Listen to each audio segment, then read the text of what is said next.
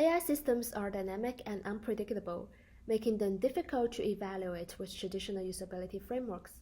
This is the challenge we set out to address. I'm excited to introduce EvalignUX, a tool grounded in scientific literature and powered by a large language model that helps HCI researchers explore and refine UX evaluation plans. Hi, I'm Qin Xiaozheng, and this work is in collaboration with Mirui, Pranav, Iliu, Mihu, Yiren, and Yun. Let's dive in. AI systems are constantly evolving, yet when we evaluate them, many researchers are still using low-level or indirect measures of user experience. For example, an AI system might complete a task quickly, but that doesn't tell if a user trusts it or feels comfortable relying on it. Selecting the right UX matches for human-AI interaction research is challenging. The rapid evolution of AI research makes it overwhelming to stay updated, making it harder to ensure evaluations are always meaningful and relevant. As AI evolves, so should our approach to evaluating its impact. This raises a key question. How can we better support HCI researchers in selecting and refining UX metrics for AI systems? To probe into this question, we designed EvalignUX. We held a focus group with weekly sessions over 2 months with 9 HCI researchers who are working on different AI system projects.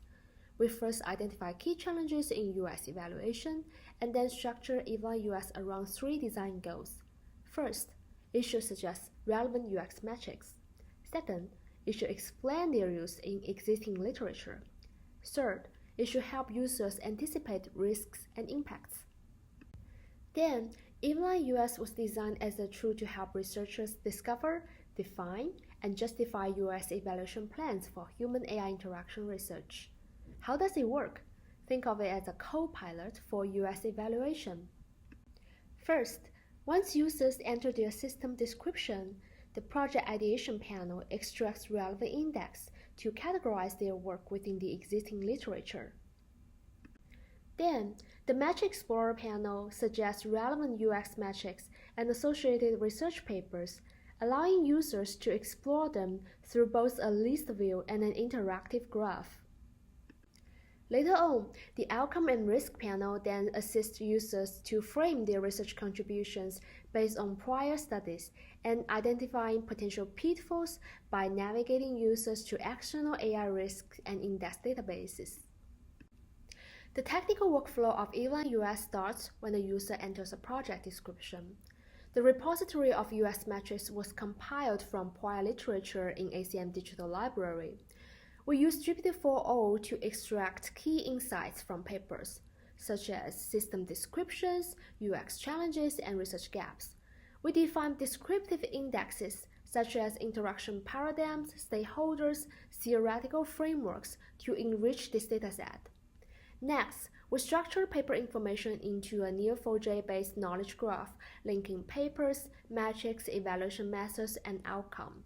And a vector-based retrieval algorithm matches user description with similar studies to recommend relevant metrics. To enhance risk assessment, EvalignUX also used a vector-based search to identify past risk incidents from an open-source AI database. There are 2 steps in technical evaluation. First, we assessed how well GPT-4o can extract UX metrics from research papers, and 15 papers were randomly selected and their evaluation metrics were extracted using GPT prompts. A manual validation process was conducted by 2 researchers to check accuracy. Results show that using our prompts, GPT's ability to identify metrics is largely reliable. Second, we also evaluated how well EvalignUX recommends UX metrics compared to GPT-4o. A sample of 40 random papers were used. Evaluation was based on precision recall and F1 score, using manually verified ground truth metrics. Results show that EvalignUX outperformed GPT-4o. This demonstrates that EvalignUX generates more relevant and accurate UX metrics than GPT-4o alone. Later on, we proposed a user evaluation and raised the following 3 research questions. How does EvalignUX impact researchers in developing their UX evaluation plans? How does different EvalignUX features impact the thought processes of researchers? How does researchers' background impact their use of EvalignUX? To evaluate EvalignUX, we conducted a study with 19 HCI researchers. Participants first outlined their project descriptions and an initial UX evaluation plans. They then completed a survey assessing metrics such as clarity, novelty, and completeness of their perceived plans. Next, they mapped their thought processes and show how they structure their evaluation. After this, they used EvalignUX to develop a new UX plan.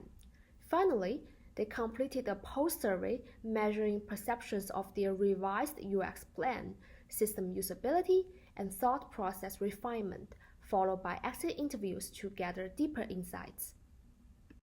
We ran statistical analysis to compare researchers' initial and revised survey for their perception on their evaluation plan, and we found that their perceived evaluation plan became more specific, detailed, and comprehensive, with significant improvements in 10 out of 12 metrics.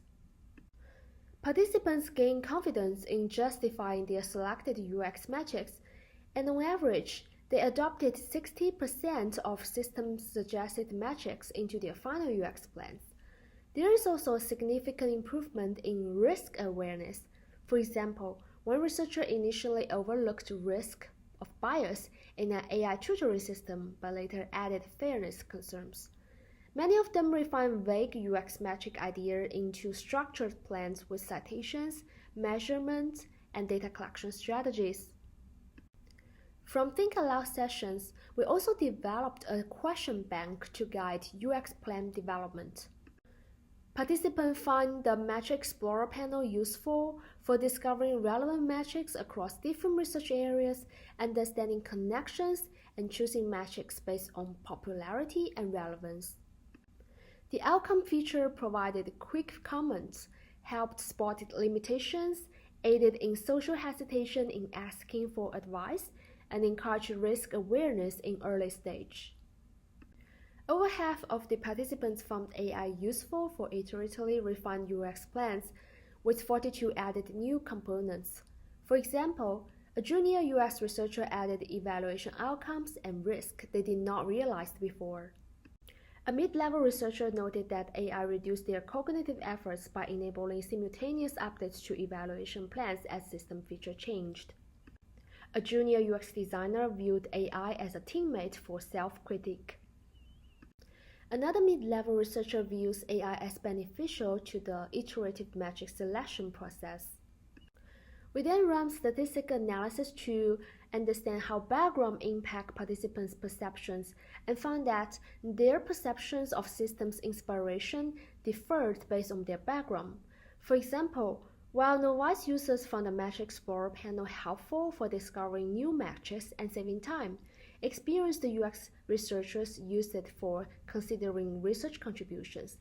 And when discussing AI's role, experienced UX researchers stressed the importance of human judgment and over-reliance. So, what do we learn? First, UX evaluation is evolving. As AI systems become more sophisticated, our evaluation framework needs to adapt. Traditional UX evaluation is often rigid, focused on applying methods rather than critical reflection. EvalignUX encourages researchers to think beyond methods and focus on goals, values, and insights in UX evaluation. But, based on the experience levels, future systems should help researchers transition from broad UX questions to deeper AI-driven evaluation. Also, AI can be a valuable research assistant, but it shouldn't replace human judgment. EvalignUX shows the potential of LLM-powered tools to connect UX education, research, and real-world application. This work demonstrates UX evaluation as a mindset, not just a method. To wrap up, I want to leave you with this thought. AI is transforming how we design and evaluate user experience. As researchers, we must rethink not just what we evaluate, but how we evaluate it. Lastly, I'd like to thank my collaborators, funding agencies, and our study participants for their valuable insights. If you're interested in potential collaboration, please feel free to reach out to me. Thank you.